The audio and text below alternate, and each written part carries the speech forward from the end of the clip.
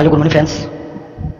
आज हम सौर मंडल के पार्ट 4, पार्ट 1, पार्ट 2, पार्ट 3 की हम लोग देख चुके हैं। इस वीडियो में पार्ट 4 की हम बात करेंगे। पार्ट 4 में कौन कौन से ग्रह है और उस ग्रह को कितनी दूरी है, इसके बारे में हम लोग चर्चा करेंगे। तो आते हैं सौर मंडल में जो हमारा दिया हुआ है। सौर मंडल में जो हमारा चौथा ग्रह है दूरी के हिसाब से, वह है मंगल ग्रह। मतलब मंगल प्लैनेट है, उसको बोलते हैं मार्स। क्या बोलते हैं? मार्स बोलते हैं, मार्स प्लैनेट। और मार्स प्लैनेट के अंतर्गत क्या होता है यह देखने की जरूरत है। अब इसे मार्स प्लैनेट है हमारा, तो मार्स प्लैनेट है, इसके यह जो है इसे लाल ग्रह भी कहा जाता है। मतलब मंगल ग्रह है। मार्स मतलब कौन सा ग्रह? मंगल ग्रह। तो मंगल ग्रह को कौन सा ग्रह कहा जाता है? लाल ग्रह भी कहा जाता है। ठीक है ना। अब लाल ग्रह कहा जाता है तो क्यों कहा जाता है, किसके कारण कहा जाता है यह देखेंगे। तो इसका जो लाल रंग होता है वह आयरन ऑक्साइड के कारण होता है। किसके कारण? आयरन ऑक्साइड के कारण। यह जो लाल रंग का होता है वह आयरन ऑक्साइड के कारण इसका ग्रह लाल होता है। ठीक है।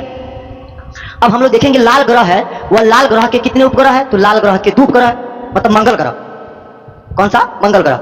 लाल ग्रह को, मंगल ग्रह को कौन सा ग्रह कहा जाता है? लाल ग्रह। अब लाल ग्रह के कितने उपग्रह है? तो लाल ग्रह के 2 उपग्रह है। कितने? 2।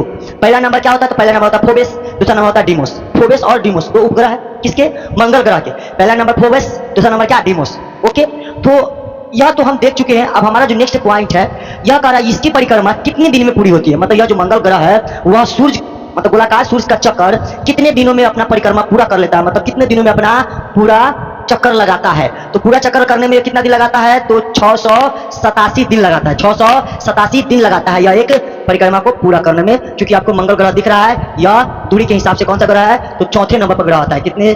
चौथे नंबर पर। फिर 5 नंबर ग्रह की बात करेंगे, वह बृहस्पति। 5वां नंबर क्या है? बृहस्पति ग्रह है। और बृहस्पति ग्रह यह सबसे बड़ा सा ग्रह है। क्या? सबसे बड़ा ग्रह। ठीक है ना। तो इसके बारे में हम देखेंगे। बृहस्पति ग्रह को बोला जाता है जुपिटर प्लैनेट। क्या बोला जाता है? Jupiter planet. यह क्या होता है, इसके अंतर्गत क्या होता है, यह जानने का प्रयास करेंगे। तो यह जो सौर मंडल का है ना सबसे बड़ा ग्रह, क्या यह जो जुपिटर है यह सौर मंडल का सबसे बड़ा ग्रह है। क्या? सबसे बड़ा ग्रह। सवाल में पूछ दिया जाएगा, से बताइए सौर मंडल का या सोलर सिस्टम का सबसे बड़ा ग्रह कौन सा है। तो सबसे बड़ा ग्रह कौन सा आएगा? बृहस्पति आएगा। कौन सा आएगा? बृहस्पति। चलिए, मतलब जुपिटर की बात कर रहा है। किसकी बात कर रहा है? ये जुपिटर की बात कर रहा है। चलिए, उसके बाद देखेंगे इसके चारों ओर क्या पाए जाते हैं? छल्ले लगे होते हैं, इसलिए इसे छल्लेकार ग्रह भी कहा जाता है।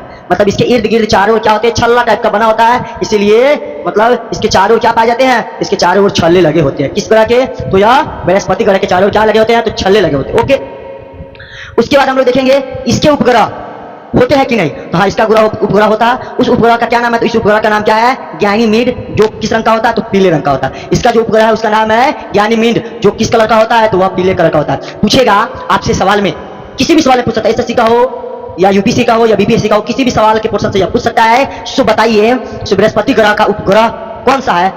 तो आपको बताना पड़ेगा इसका नाम क्या है? गैनीमीड। क्या नाम है? गैनीमीड।